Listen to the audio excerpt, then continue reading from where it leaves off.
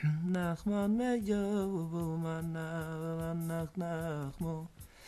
masios, the 10th story, the burgher and the pauper. Once there was a burgher, that is, a great merchant, who was extremely wealthy. He was involved with many types of merchandise, and his notes, wechseln in Yiddish, exchange notes, and letters, brief in Yiddish, were accepted all over the world. He had the best of everything. Below him lived a pauper. He was extremely poor and the opposite of the wealthy burgher in every aspect. Both of them were childless. In this respect, the two were alike. Once, the burgher dreamed that people had come to his house and were packing bundles. "What are you doing?" he asked. "We are bringing everything to the pauper," they replied. When he discovered that they wanted to take all his wealth and bring it to the pauper, he was very upset. However, since there were so many people involved, he could not dissuade them with his anger. The strangers made bundles of everything, including all his merchandise, his wealth, and his inheritance. They carried everything to the pauper's house, not leaving anything in his house except the bare walls. He was very upset, but then he woke up and realized that it had all been a dream. However, even after he realized that it had been nothing but a dream, and thank God, everything was still in his possession, his heart beat with great apprehension. The dream upset him very much, and he could not get it out of his mind. Before this, he would also care for the pauper and his wife, giving them whatever he could.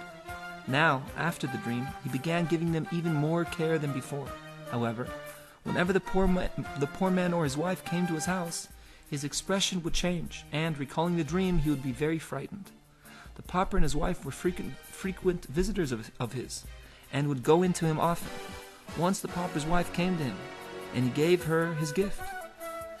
His expression changed, and he appeared very frightened and confused. "I beg your pardon," the woman said, "but could you tell me what's wrong? Whenever we come to you, your expression changes very much." He told her the whole story about his dream, and how, ever since, he had been extremely apprehensive. She mentioned a certain date and asked, "Did the dream take place on that night?" "Yes," he replied. "What does it mean?" "On that night I also had a dream," she said. "I dreamt that I was very wealthy, and that people came to my house making many packages. I asked them where they were carrying them, and they replied to the pauper. They were referring to the burgher, but now they call him the pauper." "Why are you so worried about a dream?" "I also had a dream." Hearing her dream, the burgher was all the more frightened and confused. It seemed that his wealth and property were destined to be brought to the pauper, and that the pauper's poverty was to be brought to him. He was extremely frightened. One day, the burgher's wife took a trip by coach. She invited her friends to join her, and among them was the pauper's wife. On the journey, they encountered a general and his army. They turned off the road to avoid him, but as the army passed, he noticed that women were traveling, and he gave orders that one of them should be taken. His men went and took the pauper's wife, forcing her into the general's coach. They then left with her. They were soon far away, and there was no way that she could be rescued. Besides, the general had his whole army with him, so he took her and brought her back to his land. The woman was very God-fearing, and ignored the general's entreaties, weeping very much. They implored her and wooed her, but she remained very God-fearing. Meanwhile, the women returned home from their journey, and reported that the pauper's wife had been snatched away. The pauper went and mourned for his wife incessantly. One day the burgher passed by the pauper's house, and heard him weeping and lamenting. He went in and asked, "Why are you lamenting and weeping so bitterly?" "Why shouldn't I weep?" replied the pauper. "What do I have left? Some people have wealth or children, but I have nothing. Now my wife was also taken from me. So what do I have left?" The burgher's heart melted, and he had great pity on the pauper, seeing his great bitterness. Then the burgher did something reckless. It was really utter madness. He made inquiry as to where the general lived and went there. When he got there, he again did something highly reckless. He marched right into the general's house. There were guards around the house, but the burgher was behaving so recklessly that he was oblivious to them.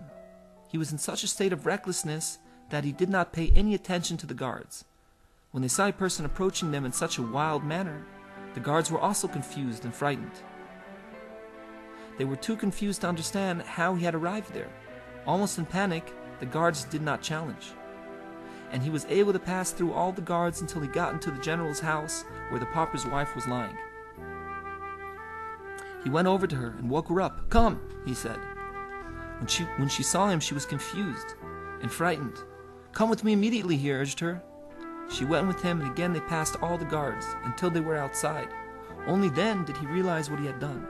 He realized that there would soon be an alarm sounded. And so it was. There was a great outcry in the general's house. The burgher hid himself in a pit full of rainwater until the outcry died down. He remained in the pit. He remained in this pit with the pauper's wife for 2 days. The woman saw the great self-sacrifice that he had made for her, as well as the great suffering he had endured for her sake. She realized that it might one day be possible that she would have some good fortune, greatness, and success. So she made an oath before God that if she ever had any good fortune, she would not withhold it from the burgher, even if he wanted to take all her fortune and goodness and greatness, so that she would be just as she was originally. She would not stop him at all. But how could witnesses be found in such a place? She took the pit as a witness. After 2 days he left with her. They went further, but as they continued their escape, they realized that people were still searching for them in that area. This time he hid himself in a mikveh with her. Again, she thought about the great sacrifice and suffering that he had endured for her. She made the same oath as before, this time making the mikveh her witness. They remained there approximately 2 days. They then left and went further. Upon a number of occasions, he had to hide with her in similar places, so that altogether they hid in 7 places of water. There were the pit and mikveh mentioned above, a pool, a spring, a stream, a river, and a lake. In every place they hid, she remembered his self-sacrifice and suffering, and made the same oath she had made earlier, taking the place as a witness. They continued traveling, hiding in these places until they finally came to the sea. Since he was a great merchant, as soon as they reached the sea, he knew what to do, and was able to make arrangements to reach his homeland. He finally came home with the pauper's wife and returned her to the pauper. The joy was tremendous. The burgher was rewarded for this, as well as for resisting temptation with her. He was granted a special providence by God, and that year he had a son. The pauper's wife had also resisted temptation, both with the general and with the burgher. As a result, she was worthy, and she gave birth to a daughter. The daughter was extremely beautiful. It was a beauty that totally set her apart from the rest of humanity. Such beauty is never found among human beings. People would say she should only reach maturity. When a person is so unique, it is difficult for him to survive to maturity. Her beauty and loveliness were very extraordinary, the likes of which had never before been seen in the world. All the world came to see her, and they were astonished at her extraordinary beauty. Out of their love for her, they gave her many gifts. She was given so many gifts that the pauper soon became very wealthy. Meanwhile, the burgher got the idea that he would have his son marry the poor man's daughter, since the girl was such a unique beauty. He said to himself that this might be the significance of the dreams, where that which was his was brought to the pauper, and that which was the pauper's was brought to him.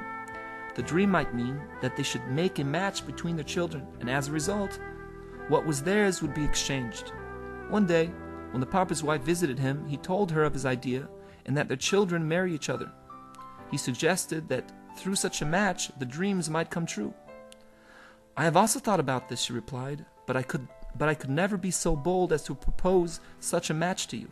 If you want it, I am certainly prepared to go along with it, and I will do nothing to stop you. I have already sworn that I will never withhold from you any good or success that I have." The burgher's son and the pauper's daughter went to school together, learning foreign languages and the like. Meanwhile, people would come to see the daughter because of her unusual beauty, and they gave her so many gifts that the pauper became quite wealthy. Royal ministers also came to see the girl, and they were very pleased with what they saw.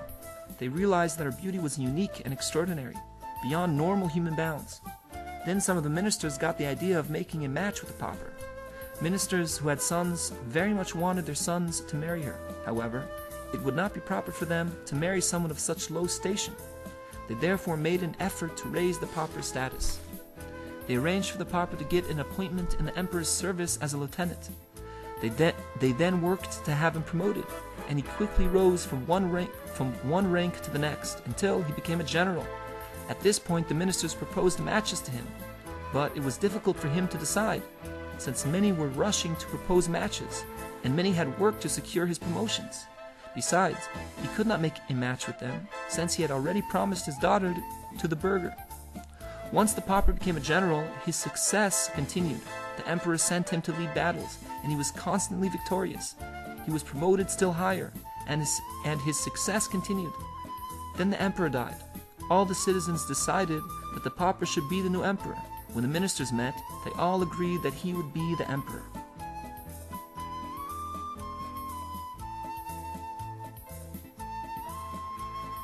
The man who had previously been the pauper thus became emperor. He fought battles and was victorious, conquering many lands. He was victorious in battle and continued making conquests until all the other lands decided that they would willingly subjugate themselves to him. They saw his great success, since he had all the beauty in the world, as well as every possible good fortune. All the kings therefore decided that he would be emperor over the entire world, and they gave him a document written in golden letters.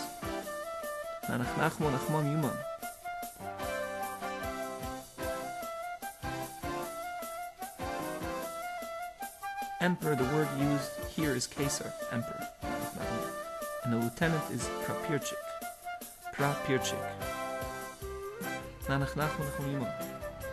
The emperor now refused to make a match with the burgher. He was an emperor now, and it was beneath his station to make a match with a mere burgher. However, his wife, the empress, refused to abandon the burgher, and the emperor therefore saw that he could not make another match if it meant denying the burgher. He felt totally stymied. He felt totally stymied, since his wife supported the burgher very strongly. He therefore began to devise plans against the burgher. His first plan was to lower the burgher's status.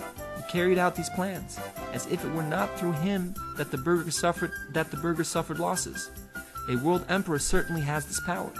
He caused the burgher to suffer losses and lowered his status, until the burgher was impoverished and totally penniless.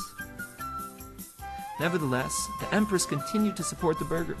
The emperor realized that as long as the burgher's son was alive, it would be impossible to make another match, and he began working to remove the burgher's son. He devised a plan to be rid of him, setting up false charges and appointing judges to try the case. The judges understood that the emperor wanted to be totally rid of the young man, so they sentenced him to be placed in a sack and thrown into the sea. In her heart, the empress was very grieved because of this. However, even the empress could do nothing to oppose the emperor. Then she had an idea. She went to the men whose job it was to throw the young man into the sea. When she came to them, she fell at their feet, pleading very much that they spare him for her sake. After all, why did he deserve to be put to death? She pleaded that they take a prisoner who had been sentenced to death anyway and throw him into the sea, sparing the young man.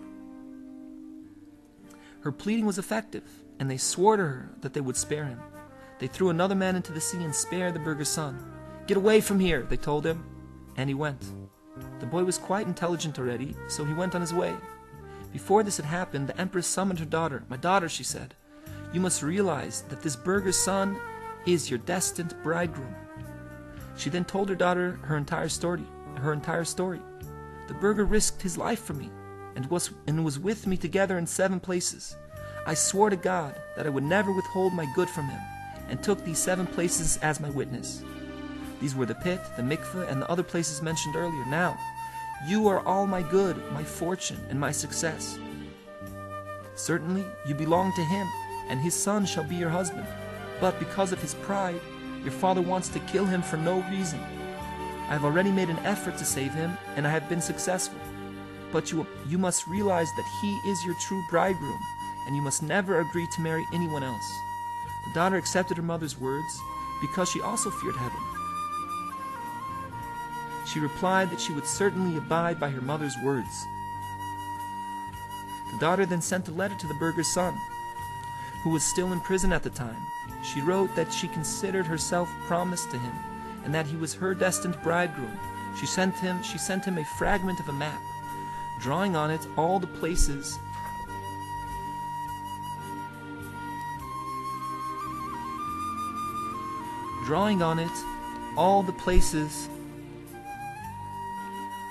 where her mother had hidden with his father, the pit, the mikveh, and the other places, which had been the 7 witnesses. On it she drew pictures of a pit, a mikveh, and the other places. She warned him very, very strongly.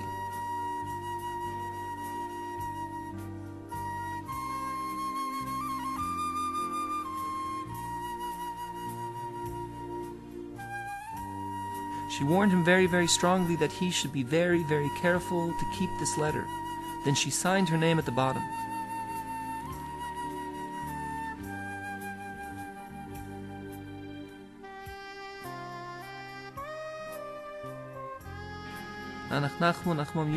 It was after this that the ones in charge substituted another man and let the burgher's son go free, so that he was able to escape.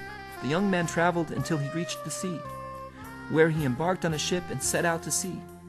A gale then arose, storm wind, carrying the ship to a desert shore. The wind was so strong that its impetus, umpit in the original, impetus, its impetus broke the ship up. The passengers, however, survived, and they reached dry land. Each one went on his own way to find food to sustain himself. Since it was a desert area, ships did not usually pass by. Since they could not anticipate a ship coming and bringing them home, they went into the desert to seek food. Thus the entire group scattered and separated. The young man went into the desert, and he continued until he was very far from the shore. When he decided to return, he could not. The harder he tried to get back, the further he went, until he himself realized that it was impossible for him to return. He therefore continued moving on in the desert. He had a bow to protect himself against the wild animals in the desert. Wherever he went, he was able to find something to eat. He continued walking until he came out of the desert and found himself in an uninhabited area where there was water surrounded by fruit trees. He thus had fruit to eat and water to drink. He decided that he would settle in this area and remain there for the rest of his life. He realized that it would be difficult for him to return to civilization, and if he went on, he could not be sure that he would find another place as good as this. Therefore, he decided that he would remain there and live there for the rest of his life. He found the place very good. He had the fruit to eat and water to drink. Sometimes he would use his bow and shoot a rabbit or deer, and he would have meat to eat. There were also very good fish in the water, and he would catch them. He therefore felt that it would be quite good for him to spend the rest of his life there.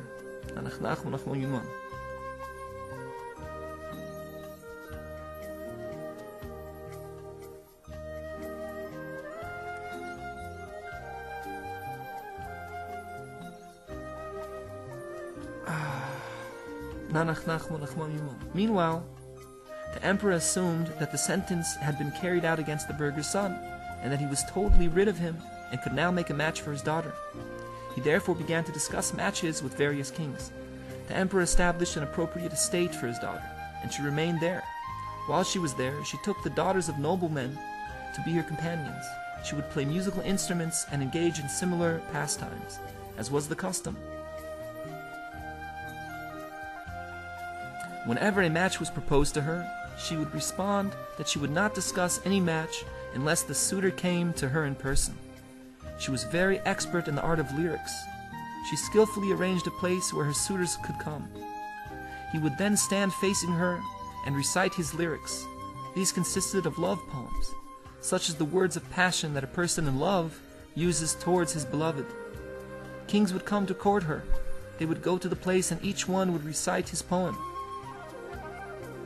The daughter would answer some of them through her ladies, also with a poem. To others, whom she favored more, she would raise her voice and reply lovingly in a poem. To those whom she favored still more, she would actually show her face and respond to him with poetry and affection. However, in the end, she would say to all of them, but the waters did not pass over you.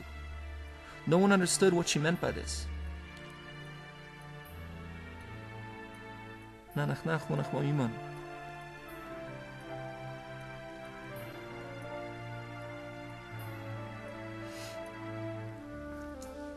Whenever she showed her face, her suitors would fall to the ground upon seeing her great beauty. Some remained unconscious, others lost their minds because of the love sickness brought on by her very extraordinary beauty. Although people went mad and were left unconscious, kings still came to woo her. Kings still came to woo her, but in the end, she gave them all the same answer. Meanwhile, the burgher's son remained in that desolate place, and he made himself a place to live.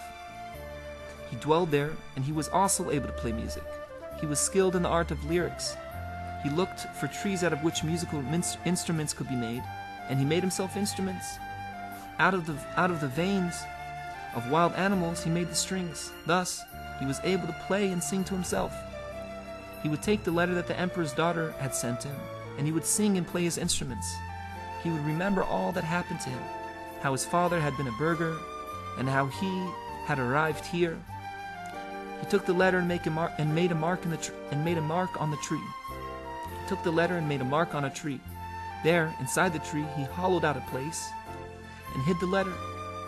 After he had been there a while, one day there was a hurricane. One day there was a hurricane that blew down all the trees. He could not recognize the tree where he had hidden the letter. As long as the trees were standing, he could recognize his sign. But now that the trees had fallen, this tree was among the very many other trees there, and he had no way of recognizing that particular tree. There were so many trees that it was impossible for him to split them all open to find the letter. This caused him to weep and grieve very, very much.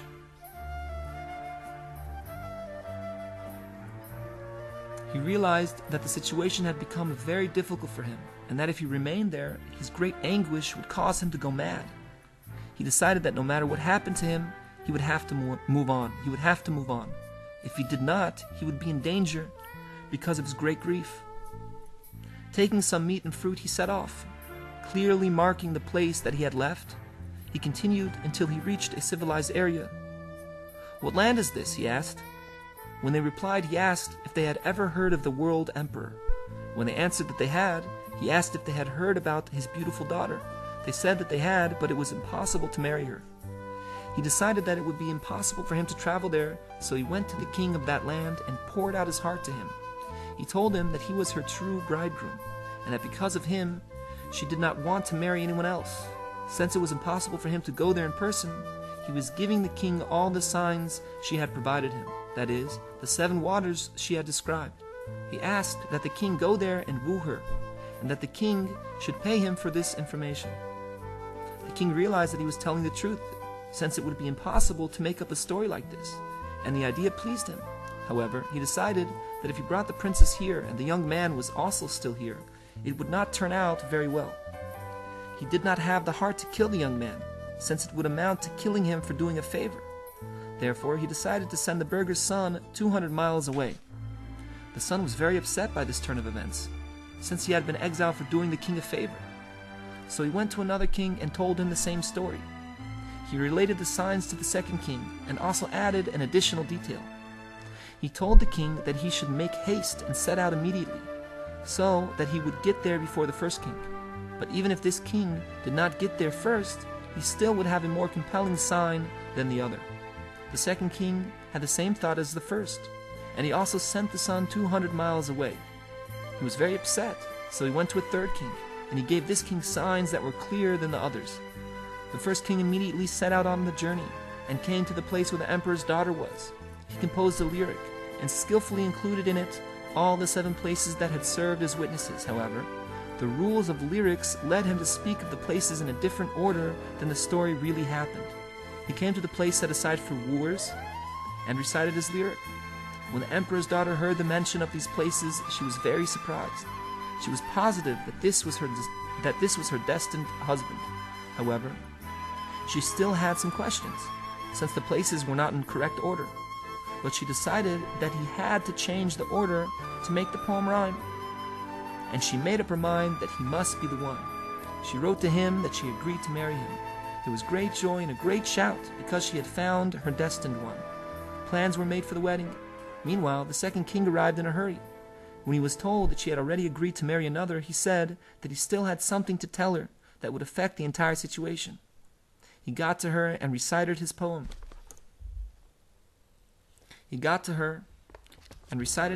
Placing all the places in correct order and also adding an additional sign. Then how did the first one know all this, she asked. He did not think it advisable to tell the truth, so he said that he did not know. She found this very surprising and did not know what to think. The first one had also recited all the places. How could everyone know these signs? Still, it seemed logical that the second king was her destined one, since he had given her the signs in order. It was possible that the first one had mentioned these places merely because they had come to him while making up the poem. Meanwhile, she decided to do nothing. After the second king had sent the young man away, the young man was very upset. He went to a third king and told him the same story as before and gave him signs that were even more compelling. He poured out his whole heart, telling him that he had a letter on which all these places were drawn. He told the king to draw all these places on a piece of paper and bring it to her. Like the others, the third king decided that it would not be good if this young man were here when he brought her back.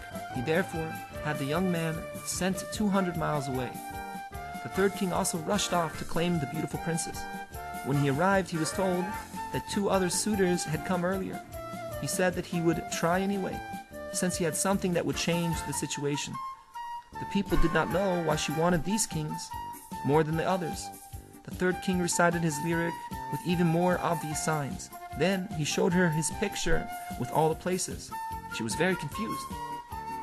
But she would not do anything. It had appeared that the first king was the one, and also the second king. Therefore she said that she would not believe anything until someone brought the letter written in her own hand. Meanwhile, the burgher's son thought, how many times will he be sent away? He therefore made up his mind that he would go there himself, since there was a chance that he would be able to accomplish something. He wandered around until he finally got there. He said that he had something to tell, and he came and recited his lyric. His signs were even more obvious. He told her how they had gone to school together and similar personal details. He also told her how he had sent the other kings, how he had hidden the letter in a tree, and everything else that had happened to him. Still, she refused to accept his word. The other kings had also some excuse for not having the letter. Such a long time had passed that it was totally impossible to recognize him. She refused to pay heed to any signs at all until he actually brought her letter. She had already thought that the first one was surely him, and similarly the second, in brackets, and then the third. Therefore nothing else would do. The young man decided that it would be impossible for him to remain there too long, since the emperor might discover his presence and kill him. He therefore made up his mind that he would go back to where he had been in the desert and spend the rest of his life there. He walked and walked to come to this desert, and finally he arrived there. While all this was happening, many years went by. The young man made up his mind that he would live in the desert and spend the rest of his life there. He had thought about a person's entire life in this world and concluded that it would be best for him to spend the rest of his life there in the desert. There he lived and ate the fruits just as before. Mamon.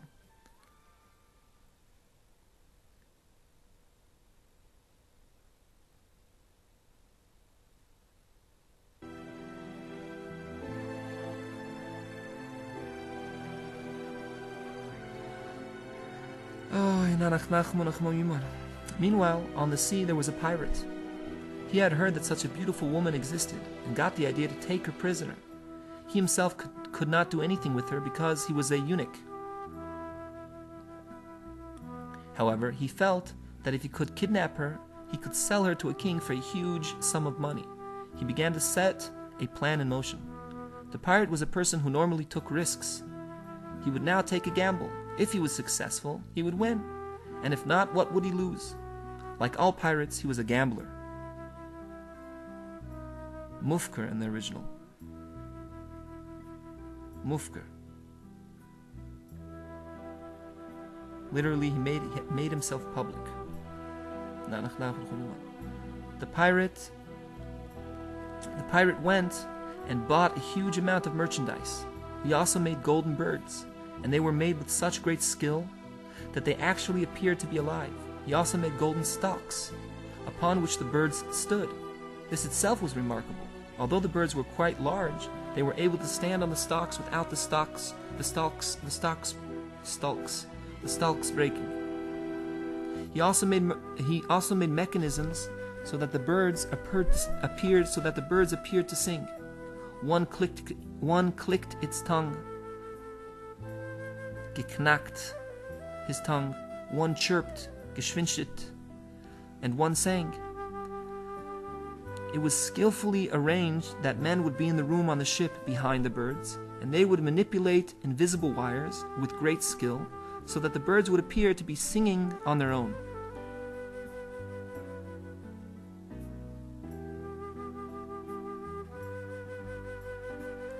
Taking all this, the pirate set off to the land where the emperor's daughter was. When he came to her city, he docked his ship and cast anchor. Geankert. He presented himself as a great merchant, and people came to buy all kinds of precious goods. He remained there for somewhat more than a quarter of a year, while people brought home the beautiful merchandise they had bought from him. The emperor's daughter also wanted to buy from him, and she sent a message asking him to send his wares to her. He replied with a message that he has no need to bring his wares to a buyer's house, even if she is the emperor's daughter. Whoever wants his goods must come to him. A merchant cannot be compelled to do otherwise. The emperor's daughter decided to go to him. Whenever she went out, she would place a veil over her face, so that people would not be able to see her. Otherwise, they would faint because of her beauty. She therefore covered her face. The emperor's daughter went out with her face covered, and she took her companions with her. A troop of guards, Vach, escorted her. She went to the merchant, who was actually the pirate, bought some of his wares, and was ready to go on her way. "If you come back," said the merchant, "I will show you even more beautiful articles. They are truly amazing." With that, she went home. She came again, bought some things, and went on her way. The pirate remained there for a while, and she became accustomed to visiting him. She would come and go. Then one day, she came to the merchant, and he went and opened the door to the cabin where the golden birds were. She was able to see them, and it was an amazing sight. Her bodyguards also wanted to come in. "No, no," he said, "I don't show this to anyone except you, because you are the emperor's daughter, but I don't want the others at all." She went in alone. He also went into the room, locking the door behind them. Then he did a vulgar thing. Prost in Yiddish, pashut in Hebrew. He forced her into a sack and took off all her clothing. He then dressed one of his soldiers with her clothing, covered his face, and pushed him out. "Go," he said. The sailor did not know what was happening to him. As soon as he emerged with his face covered, the guards began to escort him, not realizing who he was. They assumed that he was the emperor's daughter.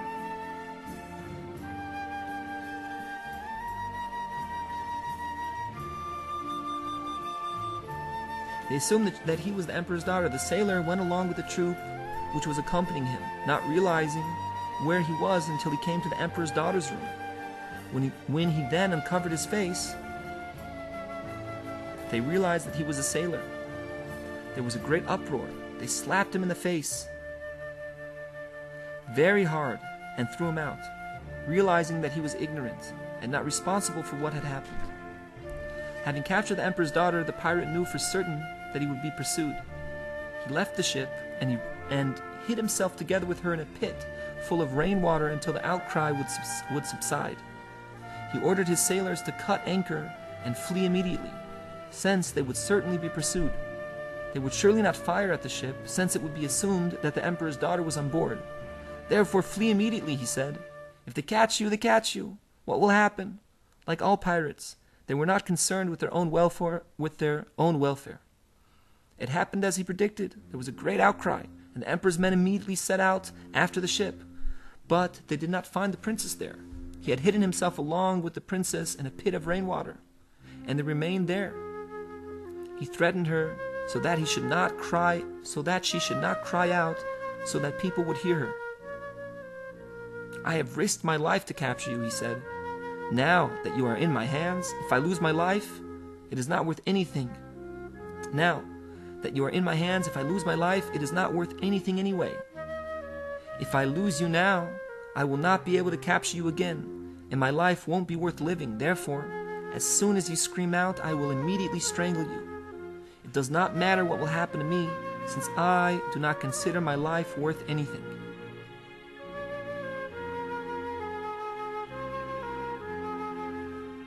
She was mortally afraid. The emperor's daughter was afraid to scream out because of the pirate's threat. He finally left his hiding place and brought her to a city. They continued traveling until he came to a place where he realized that people were searching for him. He hid himself together with her again, this time in a mikveh.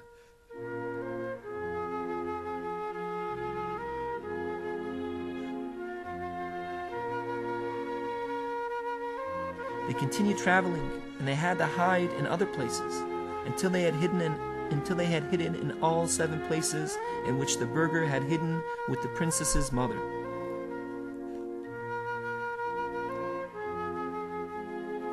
These were the 7 waters, the pit, the mikveh, the spring, and the others. When they finally reached the sea, he tried to find at least a fisherman's boat so that he could sail off with her. He finally found a ship and escaped with the emperor's daughter. He had no personal need for her since he was a eunuch, but he wanted to sell her to a king, and was apprehensive that someone might try and take her from him by force. He therefore dressed her in sailor's clothes, so that she looked like a man. A storm arose, carrying the ship to a strange shore, and smashing it to pieces. It was the shore of the same desert where the burgher's son was staying. This is where they were carried. The pirate had the usual expertise in ships' routes, and knew that ships never came to this desert. Therefore, he realized that he had no one to fear, and he let her go off by herself. He went one way, and she went another, as they foraged for food. She went further and further from him. When the pirate realized that she was not in his vicinity, he began to call out for her, but she decided not to reply. He intends to sell me, she said to herself.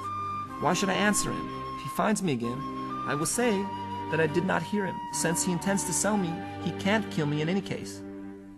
She did not answer him, and went further away. The pirate looked all over, but could not find her. In the end, he was most probably eaten by wild animals. Meanwhile, she continued walking. Memon.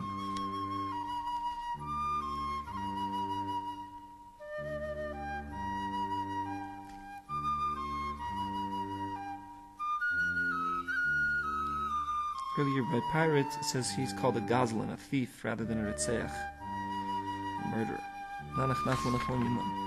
She foraged for food and walked until she found the place where the young man was living. Since her hair had grown and she was dressed like a man in a sailor's outfit, they did not recognize one another. As soon as she arrived, he became very happy that another person had come there. How did you get here? He asked. I was with a merchant on the sea, she replied. How did you get here? Also through a merchant, he replied. The two of them remained together.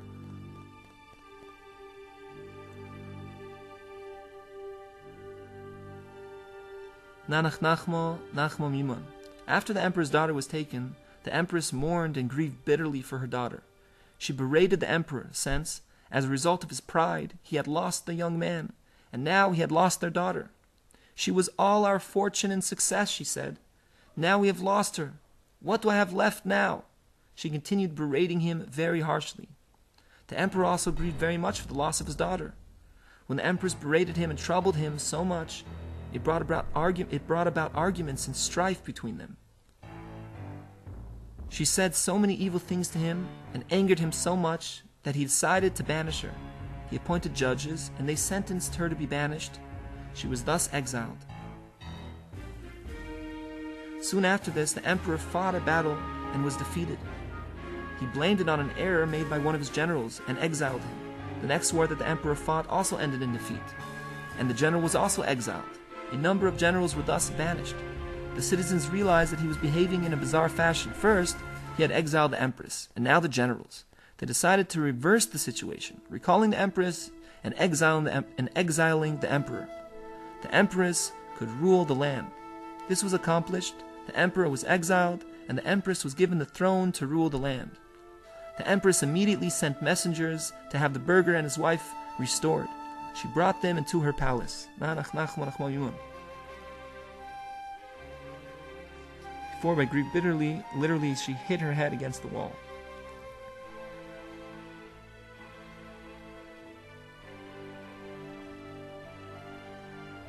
When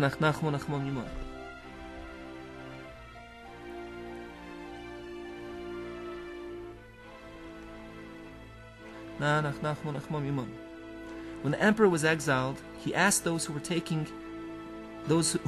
him to spare him. "I was your emperor," he said, and I did good for you. Now have pity on me and let me go. I will certainly not return to this land anymore. You have nothing to fear. Let me go and I will leave. At least let me be free for the rest of my life." They let him go, and he went on his way. In the course of a few years, the emperor continued walking until he reached the sea, where he took a ship. A wind carried away his boat, and he also came to the desert. He finally came to the place where the other two were living. These were the young man who was the burgher's son, and his own beautiful daughter, who was now wearing men's clothes. They did not recognize each other, since during the many years that had passed, the emperor's hair had grown very long. Their hair had also grown long. "How did you get here?" they asked him. "Through a merchant," he replied. They gave similar answers to his questions, and they all remained together, eating and drinking as before. All of them knew music, and they played musical instruments. The emperor knew how to play, and they did also. Among them, the young man was the most resourceful, the בע'ה. The בע'ה. Could also mean healthy or robust person. Was the most resourceful since he had been there the longest. He brought them meat, and they ate. They burned wood that in civilized areas would be more precious than gold. The young man argued with them that this would be a good place for them to spend the rest of their lives. Based on the benefits that people usually have in civilized areas, it would be better for them to spend the rest of their lives here. They asked him, "What good did you have before? What good did you have before you came here, that you say that it is better here?" He answered them, telling them his whole story, how he had been a burgher's son, how he had eventually come to this spot, and what benefits he had, had as a burgher's son. As a burgher's son, he had had a good life, and here he also had a perfectly good life. He showed them that it would be good to spend their lives in this place. "Did you ever hear of the world emperor?" asked the emperor. The burgher's son replied that he had. The emperor then asked if he had heard of his beautiful daughter. "Yes," replied the other. The young man began to get upset. "He's a murderer," he said. He did not know that the man he was speaking to was the emperor, and he spoke in anger, grinding his teeth and declaring that the emperor was a murderer. "Why is he a murderer?" asked the emperor. "I am now here because of his cruelty and pride," replied the other. "How did that happen?" asked the emperor. The young man decided that he had no one to fear, so he told them the entire story. Originally, he had merely told them that he was the burgher's son, but he had not told the rest of the story. The emperor asked him, "If you had the emperor in your hands, would you exact revenge from him now?" The young man was merciful, and he replied, "No, quite to the contrary. I would take care of him just as I am taking care of you." The emperor then began to sigh and groan. What a bitter old age this emperor must be having. He had heard that his beautiful daughter had been lost, and he himself had been exiled. The young man replied this was because of his cruelty and pride. He destroyed both himself and his daughter. He also caused me to come here. It was all because of him. The emperor repeated his question. "If you got him in your hands, would you take revenge against him?" "No," replied the other, quite to the contrary. I would take care of him just as I am taking care of you." The emperor then revealed his identity. He told the young man that he himself was the emperor, and he then related what had happened to him. The young man fell on him, hugging and kissing him. The beautiful girl, who was disguised as a man, overheard everything that they had said to each other. The young man had made it his practice to go each day to make a mark on 3 trees. There were thousands and thousands of trees, and he was still looking for the princess's letter. He would examine 3 trees each day. He would examine 3 trees each day and mark those trees so that he would not search them again. He did this in the hope of eventually finding the letter. When he returned from his search, he would come with tears in his eyes. He wept because he had searched, but he had not found it. "Why are you searching in these trees?" they asked. And why do you return with tears in your eyes?" He answered them, telling them the entire story, how the emperor's daughter had sent him a letter, how he had hidden it in one of the trees, and how the hurricane had come. Now he was looking for it with the hope of eventually finding it. They said to him, "Tomorrow, when you go to look, we will also go with you. Maybe we will find the letter." The next day they went with him, and the emperor's daughter found the letter in a tree. When she opened it, she recognized her own handwriting.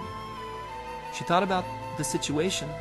If she immediately revealed her identity to him, she would have to put aside her disguise. However, when she revealed her original beauty, he could collapse and die. She wanted everything done correctly, so she could lawfully marry him. She therefore merely brought back the letter and told him that she had found it.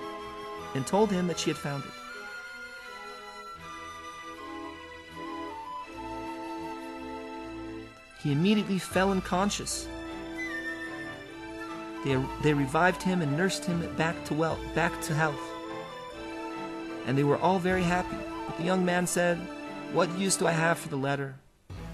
Where will I ever find her? Surely she is now with some king. Why do I need all this? Let me spend the rest of my life here." He gave her back the letter, and since he thought that she was a man, said, "Here is the letter. Go marry her yourself." She agreed to go, but asked him to accompany her. She said, "I will certainly win the beautiful princess's hand, but I want to share with you any good that I get out of it." The young man realized that he, the emperor's daughter, whom he assumed to be a man, was very clever, and he would certainly be successful in getting her. He therefore agreed to go with her. This, however, would leave the emperor alone, since he was afraid to return to his land. She asked him to come along, saying, "Once I get back to civilization, I will trace the beautiful girl. Your good fortune will have been restored, and I will be able to bring you back." The 3 set out together. They hired a ship and came to the land where the empress lived, heading toward her capital, where they left the ship. The emperor's daughter realized that if she revealed her identity immediately and told her mother that she was back, her mother might die. She therefore sent a message that a man had been found who had some information about the missing daughter. She herself then went and told the empress everything that had happened to the missing daughter, relating the entire story. When she had ended, she said, "She is also here." She then revealed the truth. "It is I," she said. "I am she." She then related that her bridegroom, the burgher's son, was also here. However, she insisted that her father, the emperor, be returned to his place. Her mother did not want to do this, since she was still very angry with him, because everything had been his fault. Still, she had to fulfill her daughter's request. They wanted to bring him back, but when they looked, discovered that the emperor was missing. The daughter then told her that the emperor was there with them. The wedding took place, and the joy was complete. The couple took over the kingdom and the majesty, and reigned supreme over the entire world. Ruled b'kippah in Hebrew, in Yiddish, over the entire world. Subsequently, the old emperor had no true greatness, since everything had been his fault. The burgher, on the other hand, had very much greatness, since he was the father of the new emperor who had the main power. The sailor had been beaten, slapped in the face, and thrown out. Lot was told, "Flee to the mountain." In Yiddish, mountain is berg. Therefore, this is the burgher. Burgher in Yiddish. Berger. Berger in Yiddish. From him the Messiah was born. May he come quickly in our days. In Egypt, the Israelites had a secret sign. Remember, I have remembered. Remember, I have remembered.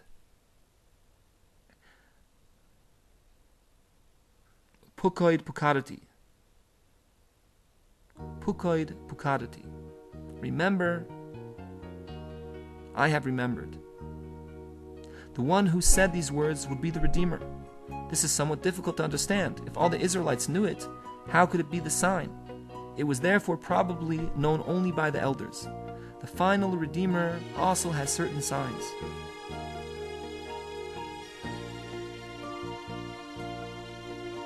The Messiah will tell Israel everything that happened to Israel every single day, to each and every Israelite in particular. Tamar also had signs and lost them, as discussed in the Midrash. When she was being taken out to be burned, the Samach Mem, Aleph Lamed, took away her signs, and then Gavriel brought them back, as discussed in the Midrash. From her the Messiah will be descended. From her the Messiah will be descended. May he come quickly in our days. Amen. The story relates how each one came with a love song and how she behaved with each one. The parallel is obvious. There are many great people who did what they had to do and made poems trying to reach the desired goal. However, no one was worthy of attaining the main goal perfectly other than the one who was truly worthy. Some are answered through a messenger or from the other side of the wall, while others are shown a face, as the story relates. However, in the end, they die and have accomplished nothing, receiving the same answer that the beauty gave. But the waters have still not passed over you. This will happen until the proper leader comes.